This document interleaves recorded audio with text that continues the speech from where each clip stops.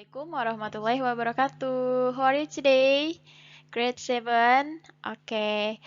Pada kesempatan kali ini kita akan belajar tentang aljabar. Nah, aljabar ini adalah materi pertama yang mungkin kalian baru tahu di SMP ini. Karena sebelumnya kita kan udah pernah belajar bilangan bulat dan pecahan yang pada umumnya memang kalian sudah pelajarin di SD. Nah, aljabar ini mungkin masih baru ya, tapi kalian harus tahu bahwa aljabar ini adalah gerbang kesuksesan dalam bermatematika. Nah, kenapa sih gerbang kesuksesan? Karena aljabar ini akan kepakai di kelas 8, 9, ataupun SMA, kuliah, dan seterusnya ya. Jadi kalian harus benar-benar paham mengenai aljabar ini. Oke, tak kenal maka tak sayang, kita lanjut. Kita akan lebih mengenal lagi tentang aljabar, biar kalian menyayangi aljabar pastinya. Next. Oke, yang pertama kita mengenal unsur-unsur pada bentuk aljabar. Nah, unsur-unsur pada bentuk aljabar ini ada apa aja sih? Yang pertama, lihat contohnya. Nah, bentuk aljabar di sini ada 3x plus 7y plus 5. Nah, maksudnya apa sih? 3x plus 7x plus 5 ini adalah salah satu bentuk aljabar. Kenapa ada bentuk aljabar disebutnya? Karena dia memiliki variabel. Nah, variabel itu adalah yang berbentuk huruf dari A sampai Z. Misalnya di sini ada X dan Y, dia sebagai variabelnya. Nah, untuk yang pertama, sukunya. Di sini kita lihat di sini ada 3X, dia sebagai suku pertama.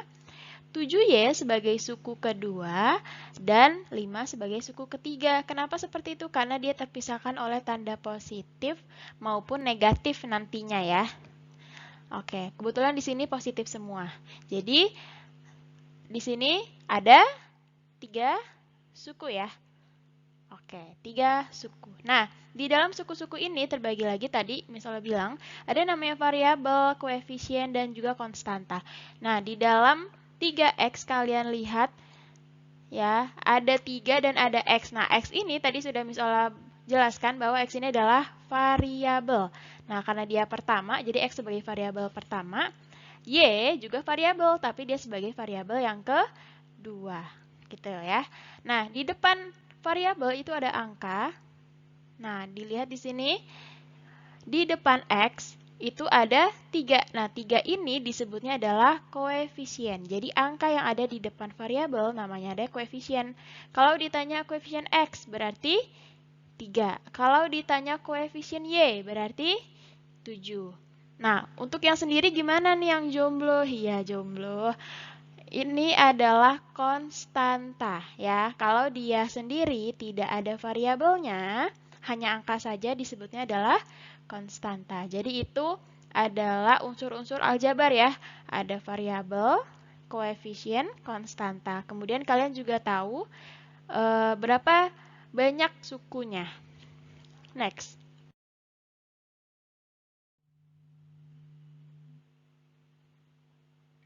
Oke, contoh yang kedua, diketahui bentuk aljabar ada 13x min y plus z kuadrat min 9.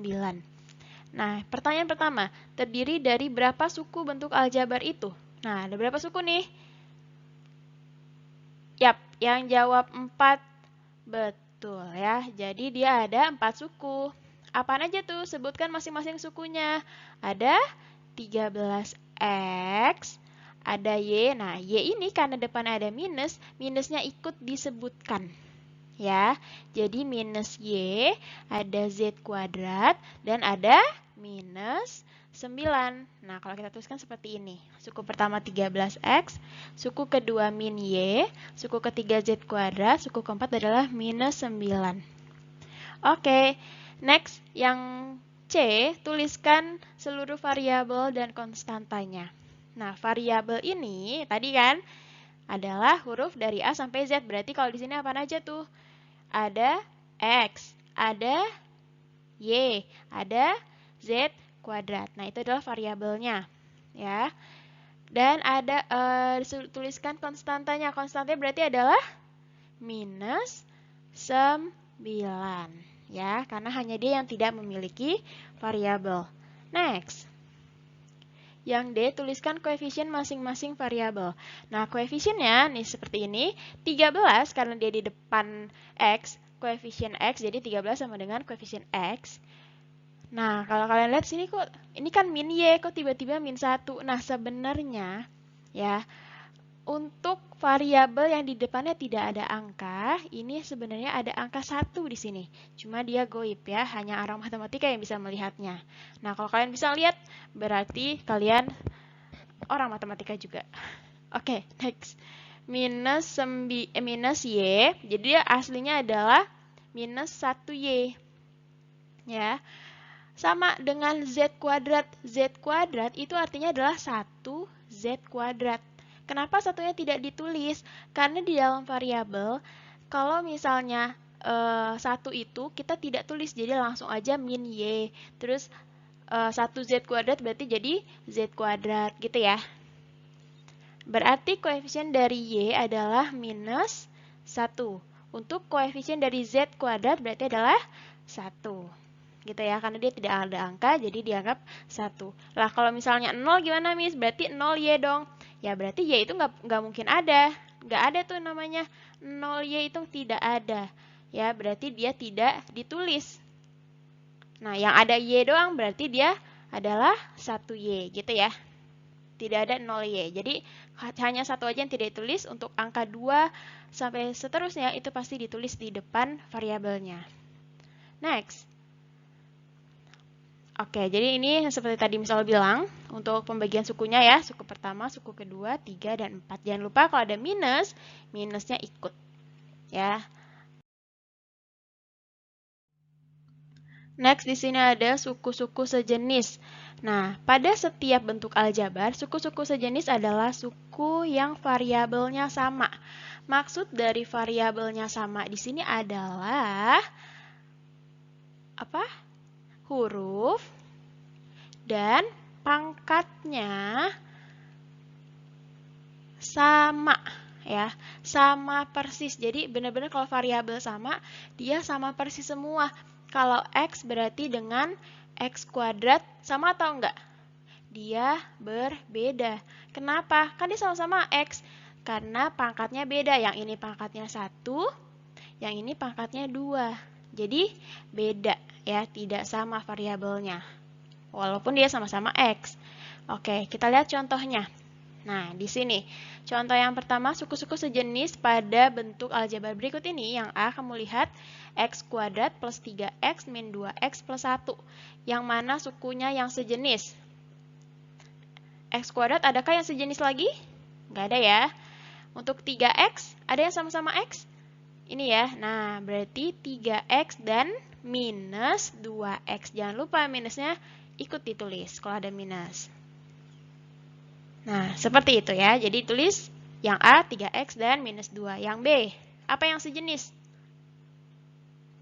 Y pangkat 3 sama-sama Y pangkat 3 ini ya. Oke, 6Y pangkat 3 sama 5Y pangkat 3. Kita tulis. Serta minus 3 dan minus 7. Kenapa min 3 dan min 7 juga sejenis? Karena dia sama-sama konstanta alias dia sama-sama tidak memiliki variabel. Jadi dianggap sebagai suku yang sejenis. Next. Oke, manakah suku-suku sejenis pada masing-masing bentuk aljabar berikut? Kita lihat di sini. Apa yang sejenis? Yang XY? 2XY sama XY. Apakah sama dengan 3YX? Jawabannya adalah sama ya. Jadi XY itu sama dengan YX. Ya, dia sama saja. Tapi pada dasarnya adalah kalau kita menuliskan aljabar, kalian tuliskan berdasarkan abjad. Jadi harusnya YX ini ditulisnya XY gitu ya, harusnya. Ini hanya ingin kalian mengerti dulu aja bahwa XY dan YX itu sama. Kalaupun dibalik dia akan sama. Kecuali kalau pangkatnya berbeda. Misal X kuadrat Y sama XY kuadrat. Apakah mereka sama? Dia berbeda. Karena yang satu X-nya pangkat 2, Y-nya pangkat 1, yang ini X-nya pangkat 1, Y pangkat 2. Begitu juga kalau X kuadrat Y misalnya sama Y kuadrat X. Beda ya. Dia juga berbeda karena yang kuadrat ini X, ini yang kuadrat adalah Y. Paham sampai sini? Jadi harus pangkatnya sama. Next. Berarti jawaban A apa? Selain yang tadi, nah ini dia. 2X, 3YX, dan XY, dia kan sama ya. Ada apa lagi? Ada yang X sama X ini ya. Minus X dan 5X. Dia juga sejenis. Yang B berarti yang sejenis apa? X, Y, XY, YZ. Adakah yang sama? Tidak ada, karena tidak ada yang sama persis variabelnya. Jadi tidak ada yang sejenis. Ya, paham sampai sini? Kalau tidak paham nanti bisa chat Miss Ola ya. Next. Nah, kita lanjut ke operasi aljabar. Ya, operasi aljabar. Kenapa sih tadi Miss Ola ngenalin bahwa kalian harus tahu dulu tentang yang sejenis aljabar yang sejenis ya. Sejenis itu berarti merupakan syarat dari penjumlahan dan pengurangan yang digunakan di operasi aljabar ini. Ya, jadi syaratnya adalah memiliki variabel yang sama, artinya adalah yang sejenis. Oke? Nah, kita lihat di sini 4B tambah 2B. Aduh, Miss, ini kok BB, XX, YY, MM, ada P, ada Q ya. Ribet deh. Oke, sekarang Miss Ola ilustrasikan. Ya, yang pertama, misal Miss Ola punya 5 mangkok. Asik. Mau beli apaan, Miss? Mangkok. Oke, terus Miss Ola punya 5 mangkok. Ditambah lagi, Miss Ola beli lagi 2 mangkok. Berarti jadi berapa mangkok? 7 mangkok. Ya. Dia bisa dijumlahkan karena sama-sama mangkok, iya enggak? Tapi kalau misalnya yang kedua Miss Ola beli 3 sendok. Ditambah 2 garpu boleh. 3 sendok ditambah 2 garpu. Apakah dia bisa menjadi 5 sendok garpu? Jawabannya adalah tidak. Dia tetap 3 sendok ditambah 2 garpu. Tetap. Ya, jadi tidak berubah. Kenapa? Karena sendok dan garpu dia tidak bisa kita campur. Ya, karena itemnya berbeda. Jadi tetap 3 sendok ditambah 2 garpu. Misal lagi, misalnya beli 3 bakso. Aduh, suka bakso nih misalnya. Ditambah 2 mie ayam. Terus baksonya kurang. Misalnya nambah lagi 2 bakso. Waduh, kenyang banget ini. Siapa yang mau? Oke, next. Berarti jadi apa? 3 bakso ditambah 2 mie ayam ditambah 2 bakso. Yap, 5 bakso ditambah 2 mie ayam. Kenapa nggak jadi mie ayam bakso? Nggak bisa ya, karena itemnya berbeda. 3 bakso ditambah 2 bakso menjadi 5 bakso ditambah dengan 2 mie ayam. Jadi yang dapat dijumlahkan adalah yang memiliki item yang sama. Oke, paham sampai sini ya? Nah, sebenarnya ini adalah analogi untuk aljabar. Jadi kalau kalian melihat ada B, X, Y itu kalian jangan pusing dulu. Kenapa sih kita tidak menggunakan yang nyata-nyata aja, Miss? Misalnya ini 4B tambah 2B jadi 4 bakso tambah 2 bakso. Nah, kalian ini sudah di jenjang yang berbeda. Ya, kalian sudah SMP, bukan SD lagi. Jadi, kita menggunakan sesuatu yang lebih abstrak, yaitu huruf A sampai Z ini sebagai penggantinya. Oke, langsung ya. Contoh, 4B ditambah 2B menjadi 6B. That's right. Oke, 5XY ditambah 5X dikurang 2XY. Yang XY sama XY nih bisa dikurangin, betul. Menjadi 3XY ditambah 5 5x. Selesai. 5x ini berarti udah selesai nih, Miss. Iya, ini udah selesai jawabannya karena XY dan X dia berbeda. Paham ya? 7M ditambah 2M. 9M dikurang 4M, 5M. Oke, next. 9P ditambah 8Q dikurang 2Q ditambah 5P. 9P ditambah 5P, 14P. Yang Q sama yang Q berarti ya. 8Q dikurang 2Q. Plus 6Q. Selesai deh. Paham sampai sini?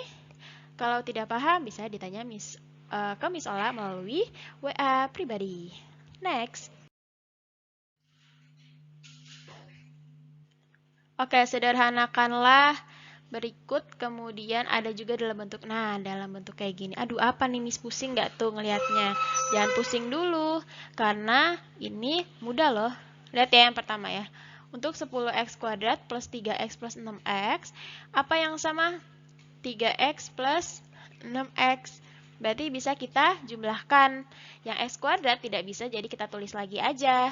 Ya, jadi 10x ditambah 9x.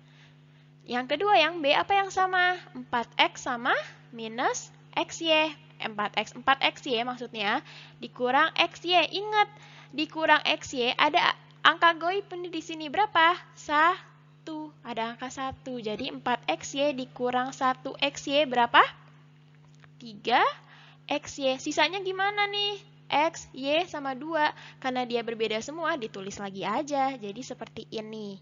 Ya, 3xy dikurang X ditambah 7y ditambah 2. Oke, paham sampai sini? Next, yang nomor 2. Miss, kalau ada perkalian gini gimana sih? Ada puyeng banget gak sih? Nah, ini gampang banget, nak ya. Ini tinggal kamu kalikan ke dalam. Kalian sudah pernah mengenal distributif ya?